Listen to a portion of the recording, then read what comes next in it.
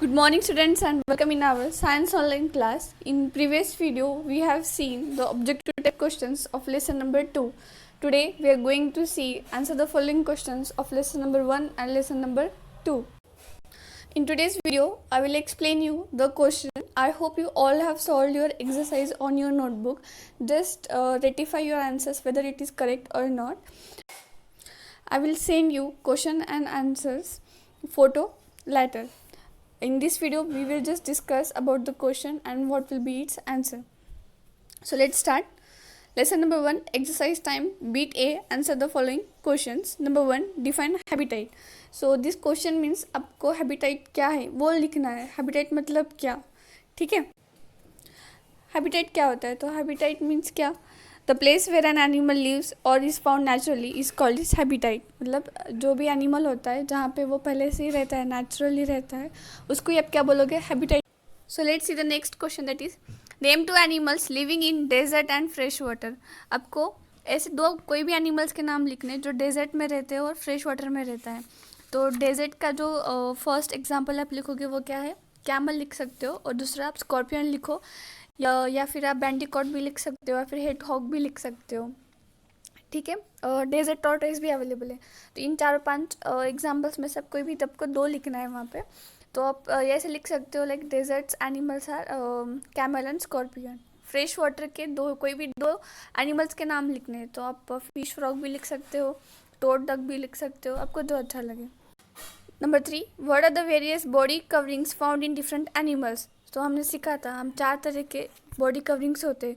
First that is feathers, fur, scales और shell. तो ये 4 तरह के बॉडी कवरिंग्स होते हैं जो हम एनिमल्स में फाउंड कर सकते हैं, ठीक है. आपको ये लिखना है उसके अंदर.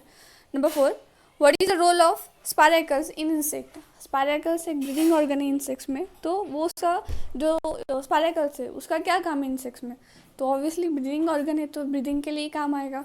सो आपको लिखना है, तो उसका आंसर क्या होगा कि spiracle plays role in insects for breathing, ठीक है. Number 5, define the following terms with examples. आपको नीचे दिए गए जो भी एक वर्ड है उस टर्म्स है, मतलब उनको आपको एक्सप्लेन करना है, ठीक है, और एग्जाम्पल भी लिखने हैं उनके. एक फर्स्ट है हर्बीवोरस. तो हर्बीवोरस क्या होता है, ऐसे एनिमल्स जो प्लांट्स खाते हैं. तो आप उसको इंग्लिश में कैसे लिखोगे, those animals eats plant are called as herbivorous animals. तो ऐसे कौन से प्लांट्स है जो एनिमल्स खाते हैं, काऊ है, बफेलो है, तो आप उनके नाम वहाँ पे लिख सकते हो, ठीक है. सेम एज वही कार्निवोरस में करना है. कार्निवोरस मतलब कौन सा एनिमल्स जो दूसरे एनिमल्स का फ्लेश खाते हैं. तो आप लिखोगे those animal eats flesh of other animals are called as carnivorous. Examples क्या, लॉयन, टाइगर.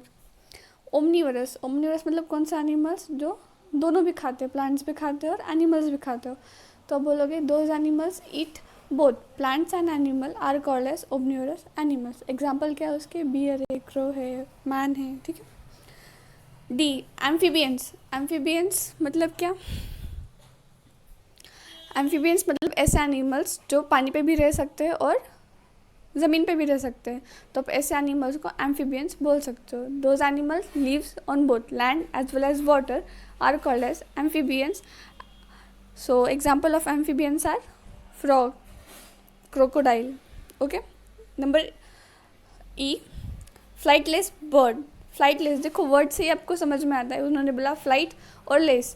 तो फ्लाइट यानी उड़ान भरना, लेस यानी नहीं. तो जो बर्ड्स उड़ नहीं सकते उन बर्ड्स के बारे में लिखना है. So those birds who do not have wings are called as flightless birds.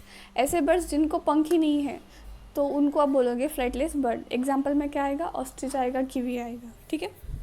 Number 6, right a note on migration. Migration मतलब क्या, एक स्थान मतलब एक रीजन से दूसरे रीजन में जाना, उसको आप क्या बोलोगे, माइग्रेशन. तो इसके ऊपर पूरा डिटेल नोट में लिखना है माइग्रेशन क्या होता है, कौन से एनिमल्स में हम माइग्रेशन देख सकते हैं, कौन से एनिमल्स कौन से सीजन में माइग्रेट करते हैं. ये सारी जो चीज़ें होती है डिटेल में आपको वहाँ पे लिखनी है, ठीक है. सो ये था आपका लेसन नंबर 1 का answer the following questions. Lesson number 2, exercise time. Answer the following questions. Question number 1, what is germination. Germination मतलब क्या, तो जर्मिनेशन मतलब सीड से सीडलिंग में जब वो डेवलप होता है उस प्रोसेस को आप क्या बोलोगे, जर्मिनेशन, ठीक है. Number 2, explain the structure of a seed with the help of a diagram. तो आपको डायग्राम निकालनी है और सीड का स्ट्रक्चर कैसे होता है, जैसे उसको सीड कोट होता है, कॉटलीडॉन्स होते हैं, तो वो सब आपको उसके अंदर लिखना है, ठीक है। Number 3, explain germination of a seed with the help of a diagram. तो सीड का जो जर्मिनेशन प्रोसेस होती है, पूरी जर्मिनेशन प्रोसेस एक स्टेप में तो नहीं होती, हमने सीखा था कि 4 स्टेप लगते हैं उसको।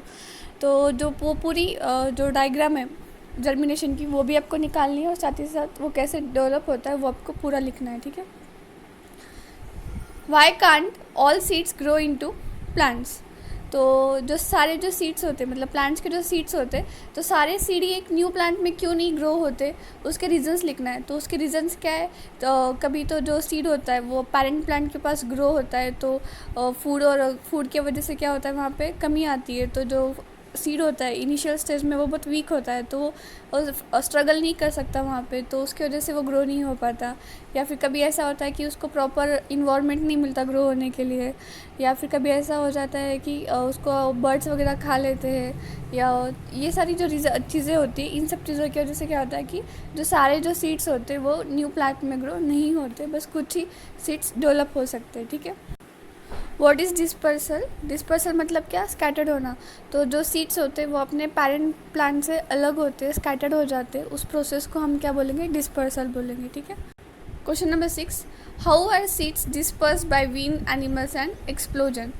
तो ये जो सीड्स होते हैं ये विंड्स, एनिमल्स और एक्सप्लोजन, ये जो एजेंट्स है, इनसे कैसे डिस्पर्स होते हैं, ये लोग कैसे डिस्पर्स करते हैं वो आपको लिखना है। Name the parts of plant other than seed which help in reproduction. तो ऐसे कौन से प्लांट्स के पार्ट है सीड्स के अलावा जो रिप्रोडक्शन में हेल्प करते हैं।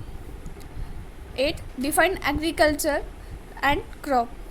तो एग्रीकल्चर मतलब क्या और क्रॉप मतलब क्या वो आपको लिखना है, ठीक है।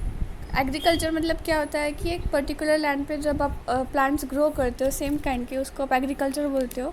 और क्रॉप मतलब क्या, कि किसी पर्टिकुलर लैंड में एक तरह के क्रॉप्स अगर आप ग्रो करते हो बहुत सारे, उसको ही आप क्या बोलोगे, क्रॉप्स बोलोगे, ठीक है।